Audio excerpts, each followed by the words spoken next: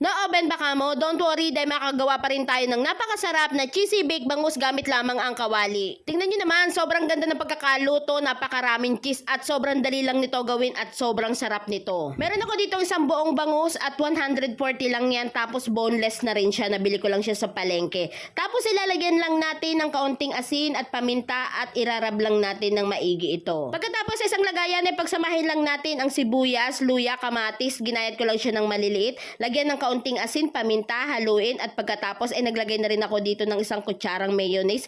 Tapos ay haluin lang natin ng maigi. Sunod naman ay nagready na ako dito ng aluminum foil, tapos ilalagay natin yung bangus dyan. Tapos tinupi-tupi ko lang yung mga gilid kasi mamaya para pag sinalang natin siya ay hindi aapaw. Kasi kapag kumulo na ito ay magtutubig talaga yan, kaya make sure lang natin na itupi natin yung mga gilid-gilid niya. Sunod naman ay nilagyan ko na rin ng garlic powder itong bangus, tapos ayan, irab lang natin siya ng maigi. Tapos nilagay ko na rin dyan yung pinagsama-sama nating sibuyas, luya at kamatis.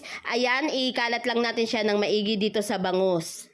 Tapos ay maglalagay na rin tayo dito ng cheese. So ayan, mas maraming cheese yan, mas masarap. So ang gamit ko dito ay yung quick melt cheese. Kung mahilig talaga kayo sa cheese ay dagdagan nyo na. Bali naubos ko nga pala yung isang karton ng cheese dyan at okay na okay yun para dito. Tapos ayan, isasalang na natin siya sa kawali. So mas maganda yung kawali na gagamitin nyo ay yung medyo malalim. Tapos yung takip niya ay saktong-sakto lang talaga dun sa kawali para makulob yung init niya dun sa loob. After 10 minutes, ayan, ganyan ang itsura niya. Nagmelt na yung cheese at syempre hindi pa yan luto. So pagpapatuloy pa natin yung pagluluto nito. Dapat ay tamang apoy lamang, wag nyo lalakasan yung apoy kasi baka naman masunog na.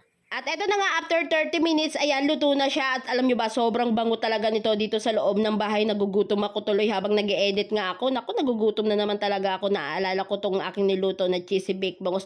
At siguradong lulutuin ko talaga ito ulit. Para sa akin, masarap lang siya papak-papakin o kaya naman pwedeng pampulutan. Tapos pwede rin itong panghanda sa mga okasyon. Birthday, Pasko, bagong taon. Ay naku, siguradong swak na swak itong ihanda nyo. At napakasarap nito. Kaya naman try nyo na rin. Tingnan nyo naman, sobrang cheesy ng ating baked bangus. Grabe. At syempre, titikman natin yan. So, titikman ko lang to. Kumuha lang ako ng, ayan. Kumuha lang ako ng konti at ilalagay natin yan dito, syempre. Ito na, titikman na natin.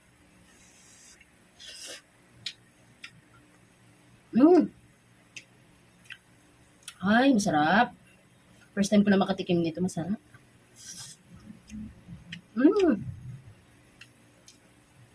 Pwedeng panghanda sa mga okasyon, Pasko, yan, ganyan, no? Sa itong cheese.